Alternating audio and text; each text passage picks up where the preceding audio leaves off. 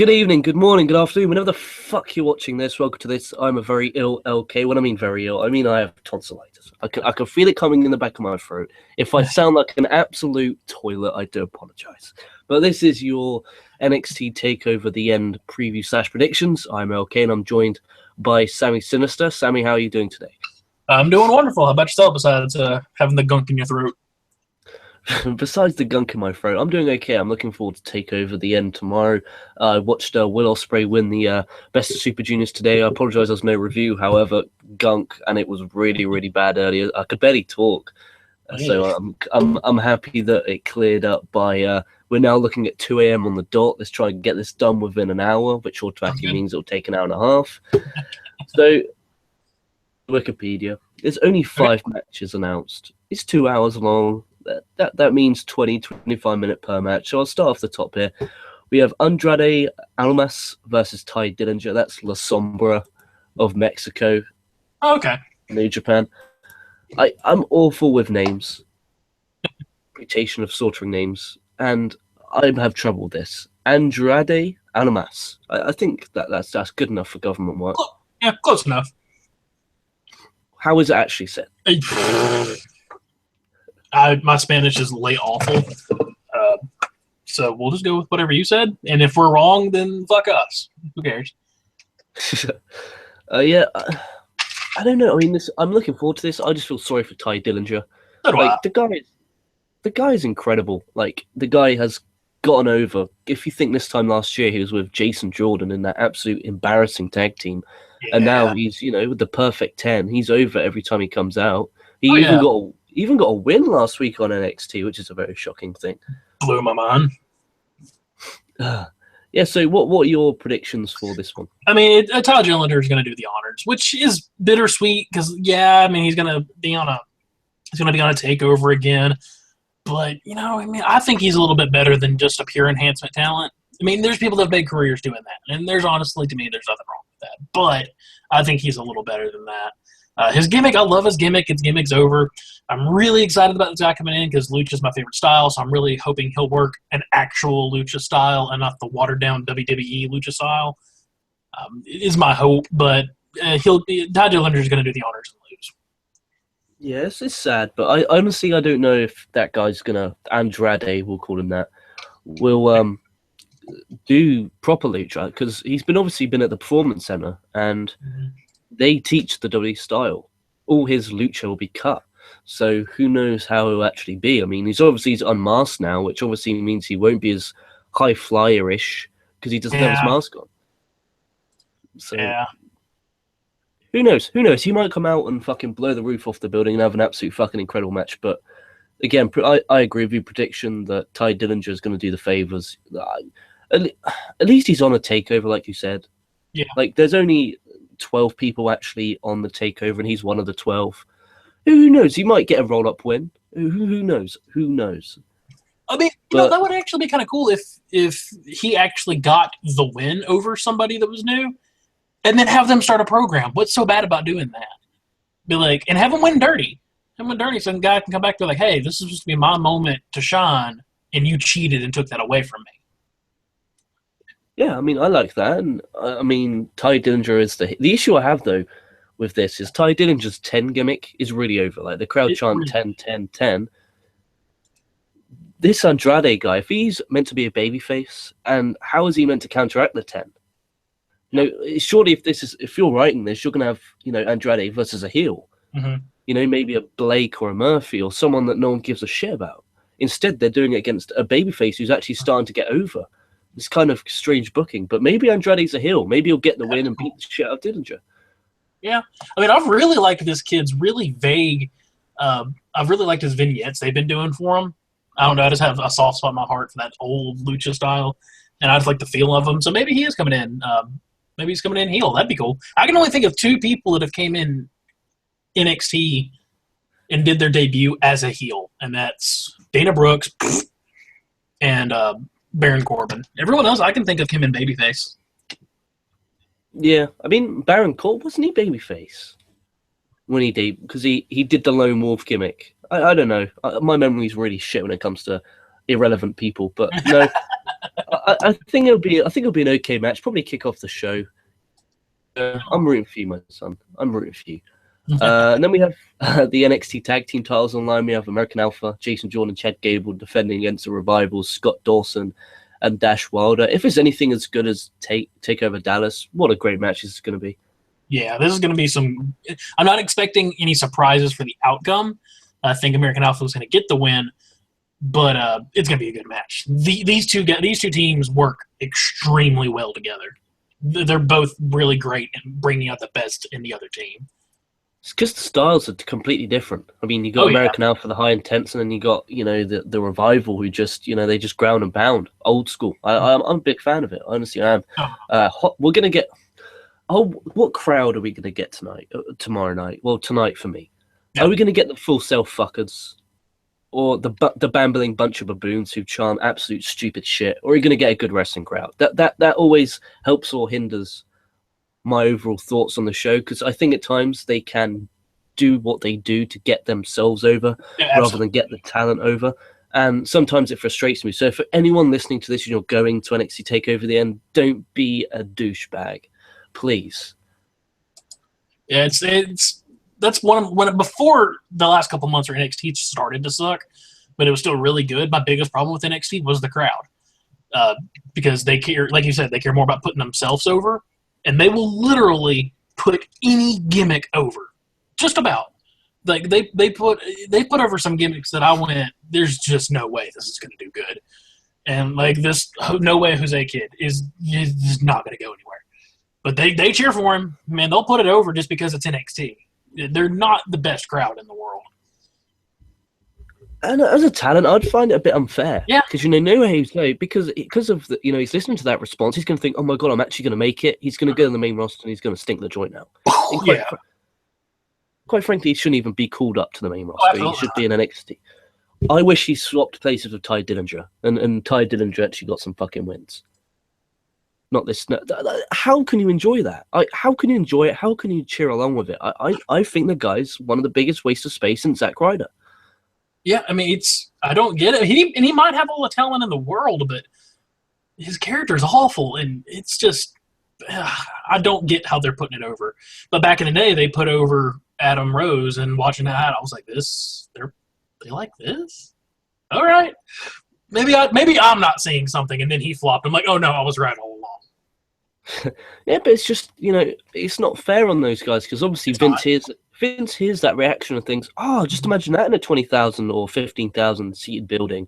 They come there and you could literally hear the 100, the 200 people making noise and everyone else being quiet. And it's not fair on the talent. It's absolutely not fair. I mean, it's kind of happened to the Vaudevillains right now, which, I mean, they've done a little bit better about getting some heat on themselves. But, and I mean, that's my favorite tag team in the world. And when they came up, it was just kind of on crickets, because I don't think people understood it. Like, why couldn't we have had like a month to 2 months of some awesome vignettes with them? You could have done great. That's a wasted opportunity. That is a wasted. That's why everyone's like, oh, I love it when they come up and it's a surprise. With guys like Finn Balor and Sami Zayn, that's cool because they're just over no matter what.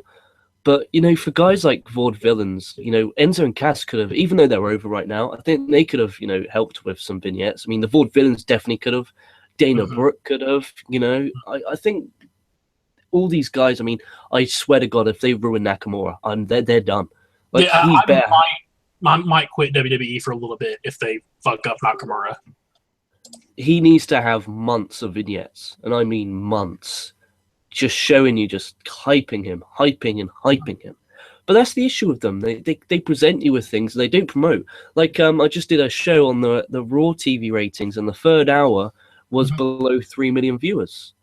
And that's simply because, A, 3 hours is too long, but B, the main event isn't hyped. The main event is not hyped. There's no story. It was just a 6-man tag. It was terrible. That's back in the day, the third hour or the second hour, whatever the main event was in, that should be your highest watched segment because it's the main event. But with WWE, it's the complete opposite. They watch the opening promo, by the main event, either A, they're bored, either B, they fall asleep, or C, the main event is so lackluster when it comes to the build that they just turn it off. Yeah, no, and I completely agree. And even someone made a point on something I was looking at the other day. I might have heard it or read it somewhere where somebody said for people that are outside of the United States, like yourself, and people that are in Japan or in Bangkok, whatever the hell they're at, that 3 hours is killing them because it's even harder to stay up to watch that. If you had a solid 2 hours, yeah, you're staying up a little bit later, but it's not as much of a commitment, and that might actually help ratings if you went back down to that on an international scale. Oh yeah, the ratings in the UK for professional wrestling it's always been bad. Mm-hmm. I mean, everyone who says TNA is mega over in the UK, no, there's a difference. The UK fan base actually goes to the shows and pays for things, whereas the Americans don't. Mm-hmm. The UK television deal, which is in every single home, every single person who owns a television has access to TNA. It's in the top 50 channels, and they only get about 150 to 180,000 viewers every week. Wow. TNA should move to the UK. No, they shouldn't. No, they shouldn't.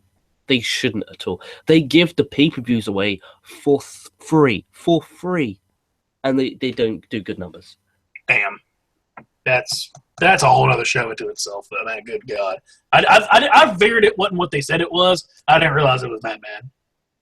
Yeah, I mean, and anyone who says, oh, but the UK is a small country. It's Top Gear, which got absolute ridiculous bad reviews, and I mean negative reviews, got 5 million views last week. Mm-hmm. That's a show that everyone hated. EastEnders, a soap opera, gets 8 million views a week. That's still more than fucking Monday Night Raw in the USA, which is about 20 times bigger than England. Mm-hmm. So television is thriving, but WWE and pro wrestling is not. Regarding TV anyway. But then again, lots of people don't, like for instance, I don't watch it on Sky Sports because I don't pay for Sky. It's £20 a month for Sky Sports just to watch WWE. Just sports? Yeah. It's like we have those add-on packages over here. Like you can get Charter, and you can get like the Charter baseball, soccer, like whatever. Is it something like that? Yeah. Basically, what it is you pay a standard 50. That gets you entertained. You can pay for documentaries, which is £10 a month, movies, which is £20 a month, sports, which is £20 a month, kids, which is like £5 extra a month. And I was paying for Sky Sports, but the issue was I was only watching Raw and SmackDown on. Yeah, I'm not paying £20 a month to watch that. No, that's horseshit. No way. That's horseshit. I mean, yeah. I guess we got it pretty good over here because I pay like my one flat rate for my cable and my internet, and I get to watch Raw, SmackDown if I want to, Ring of Honor, New Japan, and if I want to, TNA and Lucha Underground, and I'm paying one thing. I mean, if they added that, I'm like, oh, God, I'd be paying out the ass for all that. Yeah, Jesus, I wish it was like that, but it's not, because they want to scrape every little penny out of you. Because Sky's the only place you can go. Okay, you can go to Virgin Media, but Sky is the only place to go, so they can charge whatever the fuck they want, and it's ridiculous. Anyway, that went way off topic. American Alpha and the Revival. I'm American Alpha to win. They could, pull the upset and have the Revival win, but I can just picture the American Alpha winning and just. The question is, who are they going to feud with next? That's a good question. That's my biggest problem with American Alpha winning, even though I really want them to win. Because the only really other tag team they can feud with that I see right now is the Revival, and I'd watch a rubber match with those two, but I mean I would almost rather see the Revival Dirty Hand win, then go to the rubber match, and then make it some stipulation, not necessarily a gimmick match, put it on a stipulation, then have American Alpha go over. Yeah, I mean, who can you actually feud them with? I can't think of another team. It's a bunch of squash teams down there. And Ciampa and that TNA. Yeah, I mean that's two. That's not bad. I mean, and then they've kind of been making a move with Ciampa, and like every time I say his name, I just think of Warhammer Orcs because it just sounds like an orc name. But Gargano and Ciampa, I mean, they've been kind of moving them towards heel, so I could potentially see that. Yeah, I mean, they didn't have to be heel. They could do babyface versus babyface. I mean, they did. They're doing babyface versus babyface in the opener. That's assuming that Andrade Almas is a babyface. That's true. I mean, and we're kind of getting to a point in time with our big wrestling promotions that were doing a much more dynamic style of storytelling, where it doesn't necessarily have to be your babyface versus your heel. You can have a little more Japanese influence there and just have like rivalries, if you will. And I'm okay with that. So I mean, Yeah, I don't know, because I like the traditional story. I'm a big fan of the story, but I guess when it just depends who it is. Yeah. Like if you're gonna have like a babyface Taker versus a babyface Shawn Michaels, that's different. Yeah. Whereas having a babyface Ty Dillinger and a babyface Andrade Almas it's a lot different. Yeah. The concept. I agree with that. So yeah, I reckon American Alpha and Ciampa and Gargano will be next, or maybe the TMDK. They look like they could be great heels. So I don't know, but I hope we get like a number one contenders match at least, because that's one thing that I hate about WWE is they just give you matches. Like you have a rematch. Like I hate that rule. If you lose the championship, you should have to earn another one. Not I have a rematch clause. That really pisses me off about wrestling, and it's been done for years and years and years. It's just really frustrating. Yeah, no, I think I completely agree with you. I think once you win the title, because I think Japan does too many tournaments personally, but I love like a tournament or another qualifier, and then that's how you decide. Because with certain baby faces, it would work better. Like if an American Alpha had to do this all over again, they'd be like, oh, and you can play up the story. Oh, you failed once, you barely tasted victory, and oh look, you failed again, big surprise, and have them fight from the bottom up to the top. With your Sami Zayns, it would work the same way. If they're the underdogs, make them earn it. I think it's a great story to tell there, depending on who your babyface you're wanting to put over is. Yeah, I agree with that. But, with back to the rematch clauses, if you're a champion and you lose, you're like, oh, who cares? I can just get my rematch and win it back next month. Like, it doesn't, like, it's not the be-all, end-all. Like Reigns, if he loses, it's like, oh, I don't care. I'll go get my rematch at the next pay-per-view. Yeah. And that pisses me off. That's one thing that really fucks me off. I can agree. Next match, we have the NXT Women's title. We have Asuka versus Nia Jax. I can honestly see them putting the belt on Nia Jax here. That's my bold prediction of the night. Nia Jax to get the win. That's your upset? Yeah, that's my upset. Well, I have two upsets. Okay. Next one coming up. But yeah, I reckon Nia Jax will win this one. I really hope not. I think she's still got a lot of work to do. I see potential in there. When I first saw her, I was like, oh no, this is going to fall flat. And then I'm looking at it some more. I'm like, she's got to change some things. To me, I think she's got to change her outfit a little bit. I'm not a huge fan of it. She's got to change some other just things here and there. And I think she could be a great heel. But I don't think this is, after beating out Bayley, this is not who Asuka needs to be dropping to. And Asuka's my favorite ladies wrestler right now. I am not as excited for this match as I should be, considering she's in it, because I just don't think anything's going to happen. I don't know though, because then you can have like Nia Jax get the big win and then be like the dominant heel until Ivor and Asuka, she'll get a rematch because of the stupid rematch clause. Mm-hmm. And then you can have like maybe a Carmella beat her and then make Carmella a star. Because Asuka's a star, she doesn't really need the belt. Like she doesn't really need it. Whereas like a Carmella and Alexa Bliss, they could deal with that. Alexa Bliss is a babyface against Nia Jax. Then have Carmella against Nia Jax as the babyface. Mm-hmm. And then have like Carmella like beat her with like an insane roll up or something like that. I think that could be pretty cool. I mean, yeah. I guess for me that would depend on when this brand split happens, who all is going to end up where. Because I have no doubt in my mind they're going to go cherry pick some people from NXT to fill out both rosters at least a little bit. And I mean, if Asuka's going to jump up, then Asuka needs to lose. If they're not going to really touch anybody in the ladies division down there, just have Asuka go over. Because if they did pick her up and, Nia Jax went rampant and just beat through everybody, and then Carmella, because I think Carmella, I think me and Boom Boom probably talked about that. She's one of the best improved wrestlers I've seen in a while. She has done, and she's not great still. She's got a long way to go, but she has made leaps and bounds. And I would not mind seeing her with the belt for a little while. I think that would be really good for her and the company. Yeah, I agree. I mean, she is, when she started, I thought, here's another Cameron. Love the way how Cameron got fired from WWE and now is no longer a pro wrestler. That really makes me laugh. But another event, I thought she'd be a Cameron. Powder puff. Just stereotypical. She's there because of her looks, but bless her, she's really tried, and I respect when they try. It's like TNA. TNA tries. Like, they really, really... That's one thing. That's why I didn't do a review of last week's Impact, because I was going to slaughter it.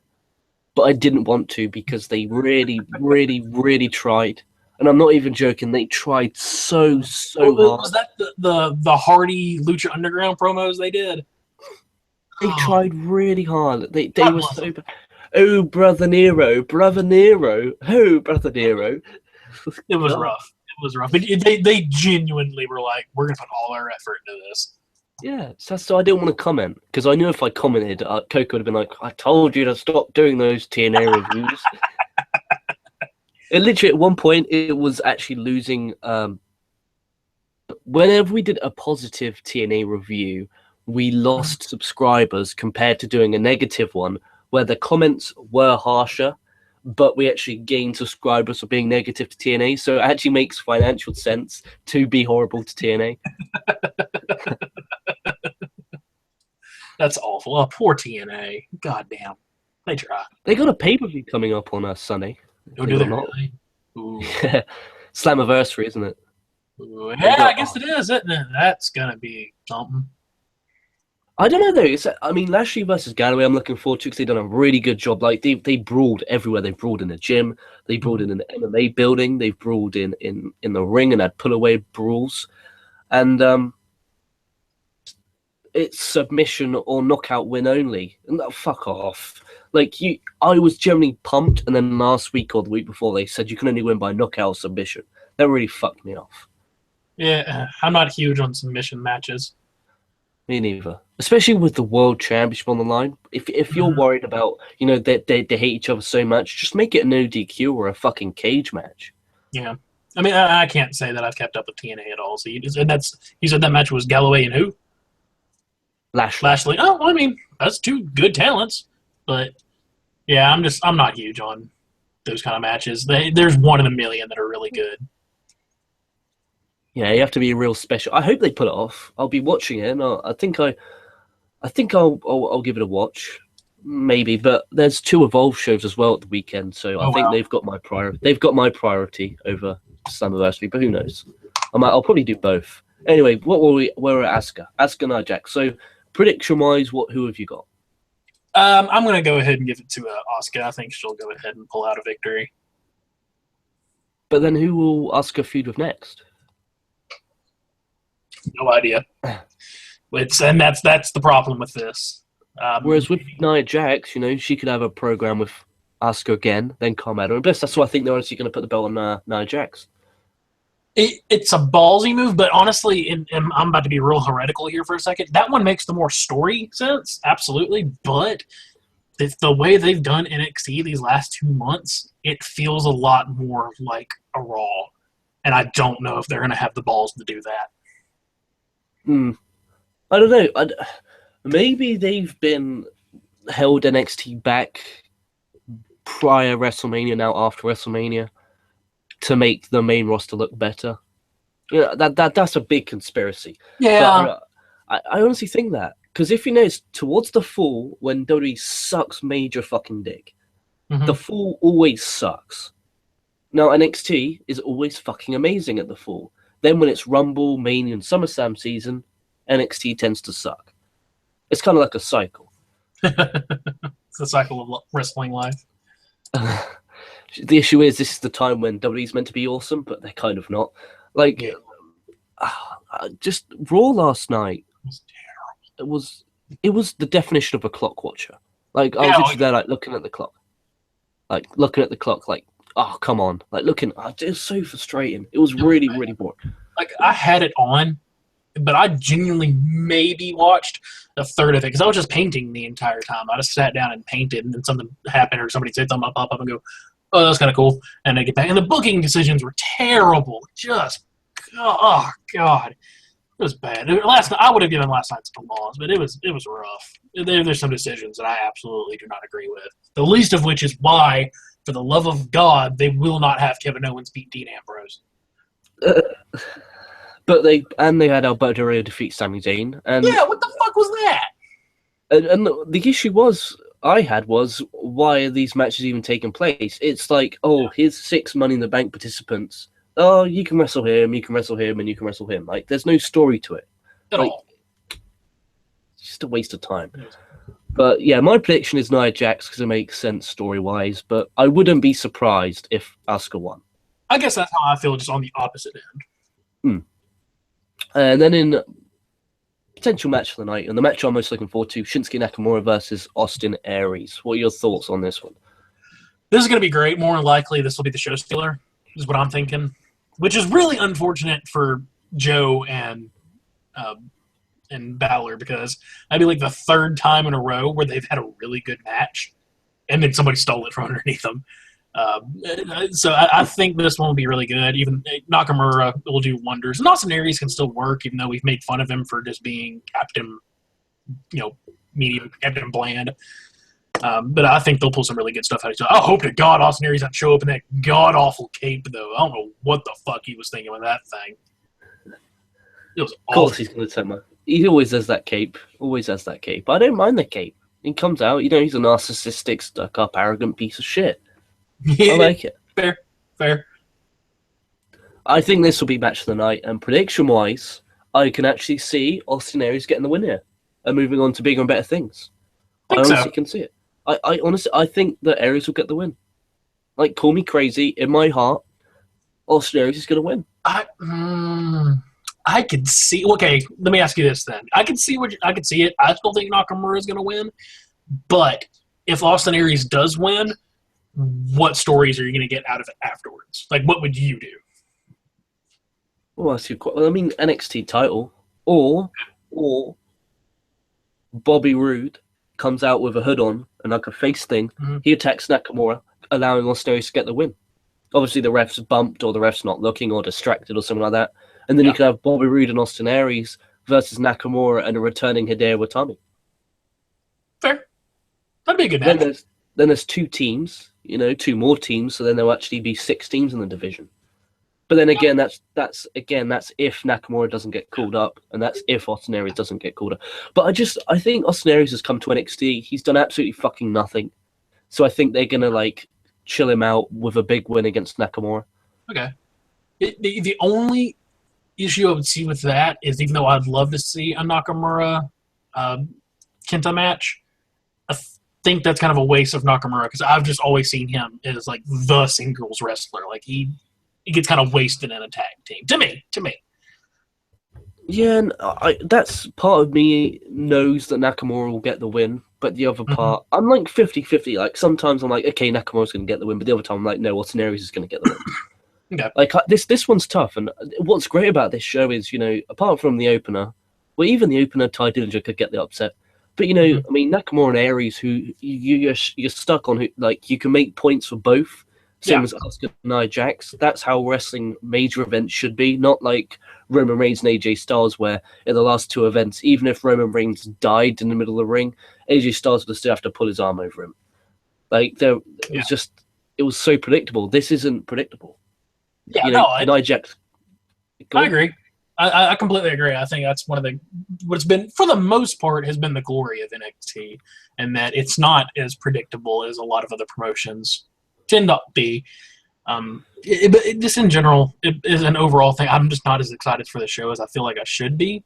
I don't think they've done a really as good a job of really building this one up. For me, I think they need. I'm still going to watch it. I'm still excited. I'm not as excited as I should be. You're excited for it on paper, just not the build. Yeah, absolutely, and that's how I feel. But I don't know. I'm kind of with you on this. I'm pulling Nakamura, but I'm really thinking either guy could walk away with a victory here, whether the shenanigans or not. Yeah, which means they did a good job in building it. That's probably one of the only matches I've enjoyed the build-up for. I agree. Those simple promos. And then in the main event, well, I'm guessing it's the main event, we have a steel cage match for the NXT Championship. Obviously, the first cage match in NXT history. Samoa Joe defending against Finn Balor. Again, I can see Joe winning here, but then I can also see Balor winning. It depends who's moving up. I can honestly see Finn Balor moving up, but then I can see Samoa Joe moving up. But actually, there's more chance of Balor moving up in the brand split. So my prediction is Samoa Joe to retain. I'm going to agree. I'm thinking Samoa Joe's going to going to retain. I mean, these guys are going to put on a hell of a match. It'll be great. I actually really liked the interview they did a week or two ago on NXT. I thought that was really good because it felt real. It felt like a shoot. And I know it wasn't. My biggest problem with this match, and this is, I don't know if this is something everyone else overlooked, or maybe I'm just being really nitpicky. If he comes out as Balor, if Balor comes out as the Demon, I'm going to be scared because I'm feeling Balor needs to win as the Demon. Because to me, they've done a really good job protecting the Demon gimmick because he's undefeated as the Demon. And as much as I love Joe, I really want to keep that persona undefeated as long as humanly possible. And what I would have done going into this if I had to book is I would have had them both have matches beforehand and be like, okay, it's a stipulation match. You can name this. So Joe Bill, even though I'm sometimes not a huge fan of it, could have worked here. Balor, like, oh, you can't use the Coquina Clutch. Samoa Joe wins, and everyone expects him like, oh, you can't use the coup de grace, or you can't use the Pele Cake. He's like, no, you just can't be the Demon. And that way, the Demon. Yeah, so if he comes out as just Finn Balor, I reckon Samoa Joe's going to win. But if Finn Balor comes out as the Demon, I'm expecting Finn Balor to win if he comes out as the Demon. I'll agree. I mean, because both of these guys could absolutely end up on either roster in a brand split and get brought up and do phenomenal work. So I'm leaning towards Samoa Joe, but it could go any which direction. I agree. I think Samoa Joe will get the win as well. We'll go to some live comments, see if we have any live comments. Right. One day we're going to do that, and there's going to be no live comments. It's just blank. It's just blank. No, we have a lot. Cool. We have Scorpion2729. What a name. He says, sup. Ray Mustani. LK, don't give up on the link for us to call in. It's a cool thing, and we'll grow. Yeah, what's your opinion on that, sir? Basically, while we're live, do you know the link I send you so that you can be on the show? Okay. Basically, put that in the description box so that they can kind of call in, and then they can either ask a question, but when they click enter the chat, they automatically get muted. Okay. I'm okay with that. I think that'd be cool. That's like kind of our ghetto way of doing a call-in line. I'd be cool with that. Yeah, because I did it a while back, and Ray Mustani and then Andy Paps, I think, called in. Cool. So I think it might be a cool idea. Maybe we'll do. Are you available for the NXT Takeover review? Yes, I am. I'm off tomorrow too. Yeah, me too. So I'm up for doing that tomorrow then. Yeah. Yeah, sounds good. We'll do it then. Ray Mustani, how would you debut Balor? I'm guessing it means on the main roster. I would. God, would you surprise or would you build him up? That's a. God damn. I don't know though, because Balor's got he's got the reputation with the internet, but he's also got the reputation as like, look at him. If he debuts as the Demon, comes out as the Demon, that's a spectacle. Yeah. And I don't. Part of me I think the only time you need to build someone up and not surprise debut them is if they're not like mega over, like a Dana Brooke, like a Vaudevillains we touched on earlier. I think they need video packages, and Nakamura because he's special and you don't want to waste him. Yeah. Whereas Finn Balor, I think he could just automatically go up to the main roster and debut. I reckon they might do it in the draft that they might have. Yeah, that's kind of what I like. The two ways I would do it is if you're gonna do him as just Finn Balor, then you bring him up, you do some packages, do some real vague packages too, like just have a silhouette of him from the back with the jacket, like barely looking over his shoulder, or to say like he's coming, it's coming, even better, it's coming, and then just have like the Balor font. And then just build up that way, then have him promoted. But if you're going to bring him up as a Demon, I would even wait till SummerSlam. And it doesn't matter who it is. Have someone go like, oh, I've got an opponent for you. And like, oh, well, whatever. Like, I got an opponent for you. Just wait. And then have him show up at SummerSlam as the Demon, because that would pop so fucking hard that people would lose their mind. I would lose my mind for that. That would be awesome. Maybe you could do both. Maybe you could do a few weeks of vignettes and then have him surprise debut. Yeah. I mean, that's a mixture of both worlds. Yeah. Michael Tayaksira, sorry if I slaughtered your name. I do apologize. That is I slaughtered that really bad. Why does Austin Aries, despite being a good wrestler, seem so average? I guess he doesn't try anything new. He's just kind of resting on his laurels as being a good technician. That's respect. That's a respectable answer. I don't know. It's just something about him that it looks like, he's just going through the motions to get a decent paycheck. Yeah.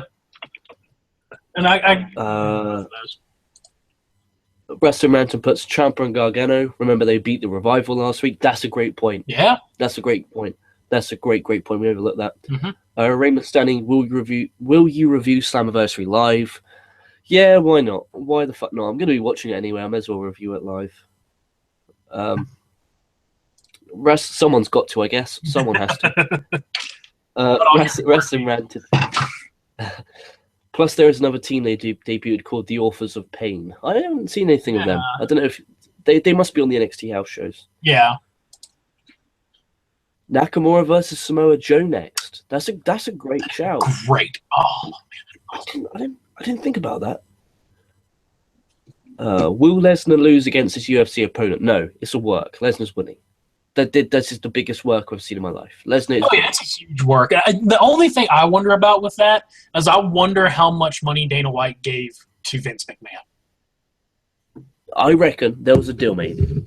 You can have Brock. You can promote UFC 200, but I'm not having my guy go and lose. Because if Lesnar goes and loses, he makes the entire WWE roster, who he's fucked, look like absolute pussies.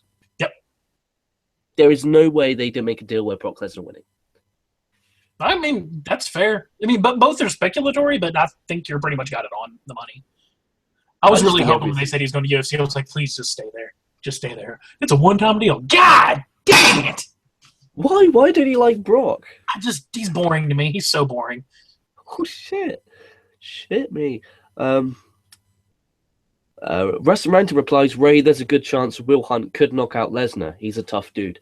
Yeah, I just think it's a work, and I think Lesnar's going to win, like, big time. Yeah. I mean, he really is a beast. They're not dicking around when they call him a beast. He's great in the octagon. In a wrestling ring, I don't have much for him. Raymond Stenny, oh brother Nero, save us from Raw. Oh god.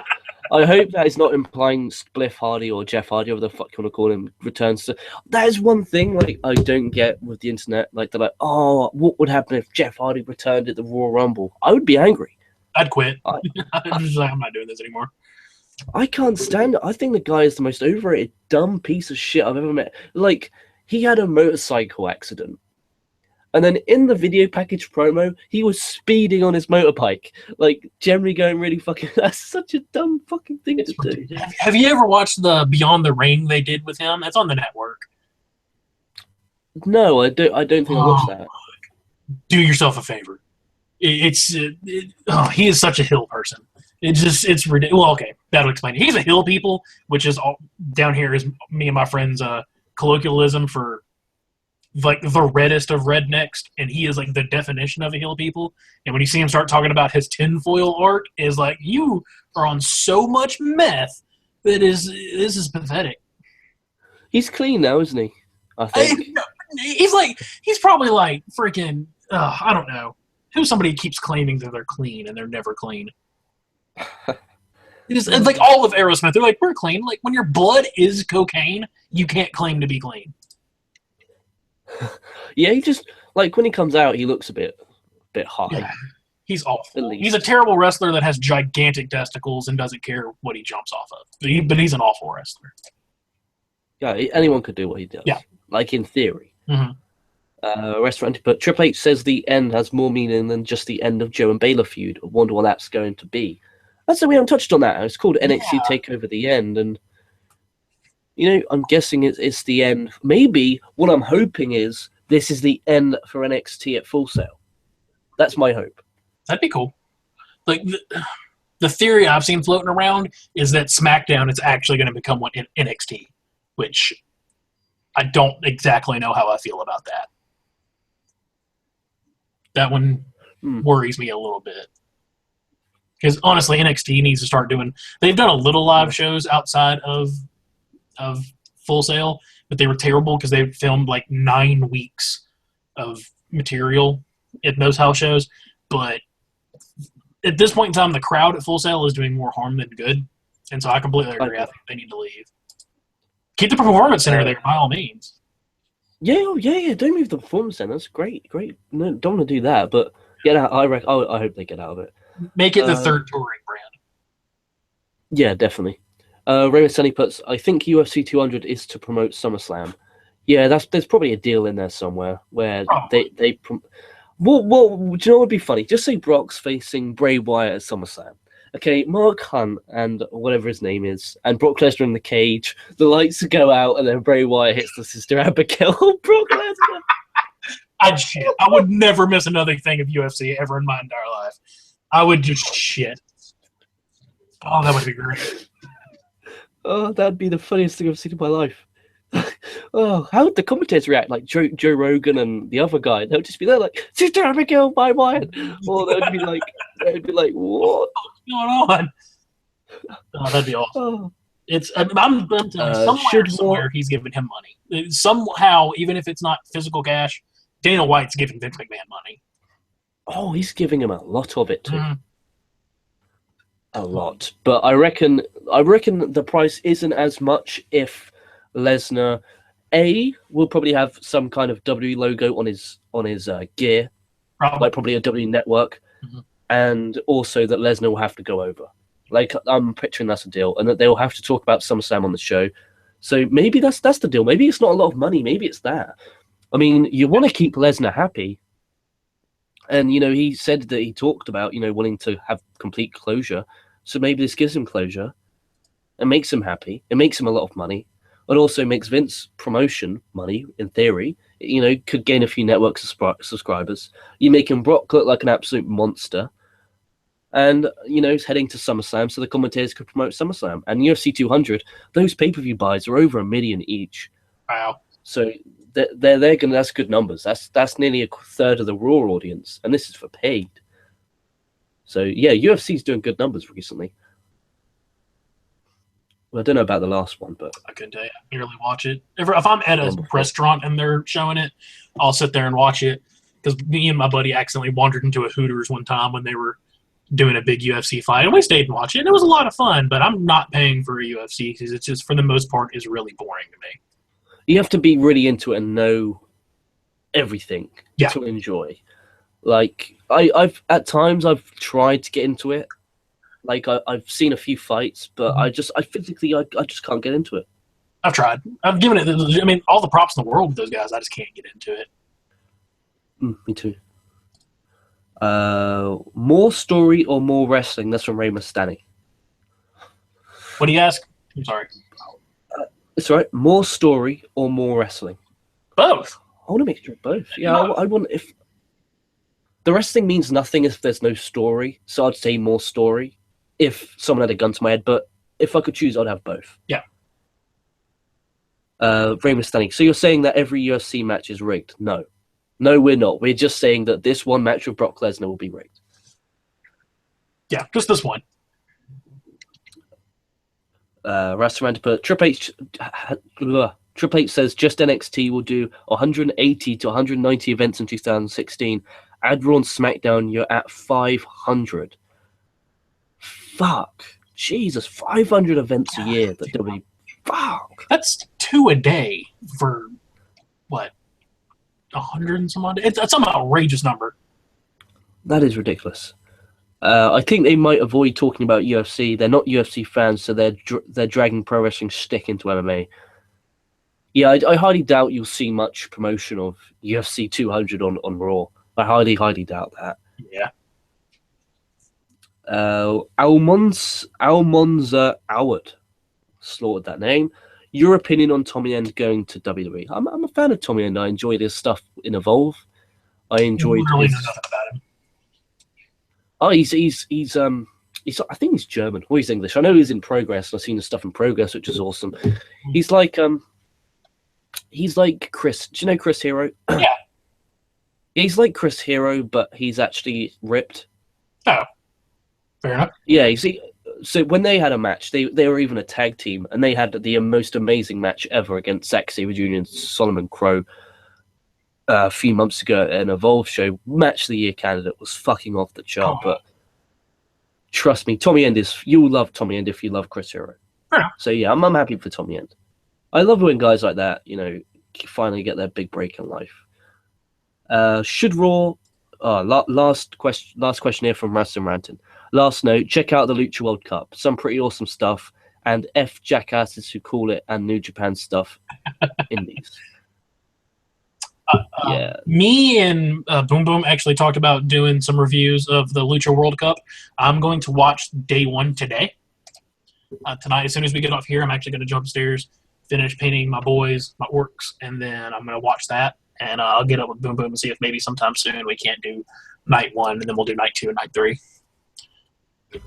Awesome. I'm going to be covering Evolve this weekend and Slammiversary. So we've got a good mixture coming. Got a mixture of everything. That's what I love about this. Like, no one in their right mind can put in the comments, oh, you're just WWE fucking fanboys. No. Hell no. Not even close.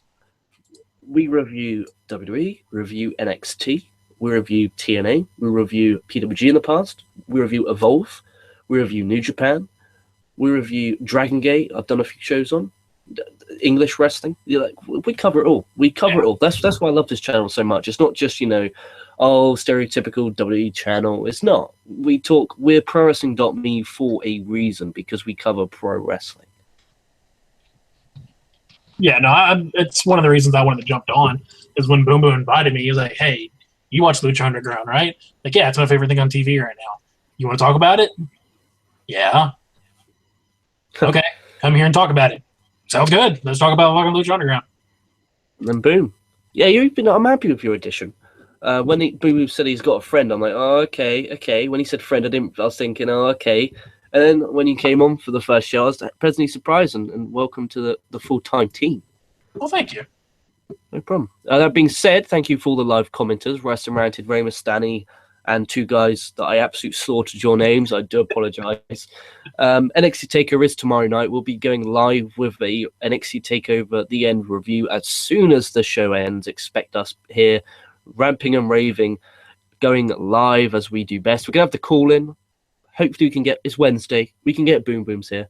So we'll have Boom Boom on. Maybe Coco, maybe not. I'm not sure about that. Don't fucking put your hopes up for that, because I'm thinking he's working. He's a teacher. Of course he's going to be working on a fucking Wednesday. What a dumb thing to say. But anyway, make sure you check out my Raw review I did yesterday, where I absolutely slaughtered the show. I was so generous and gave it a week tie. And then as I grew and grew and grew and grew and grew with rage, by the end, it was like the hugest loss of all time.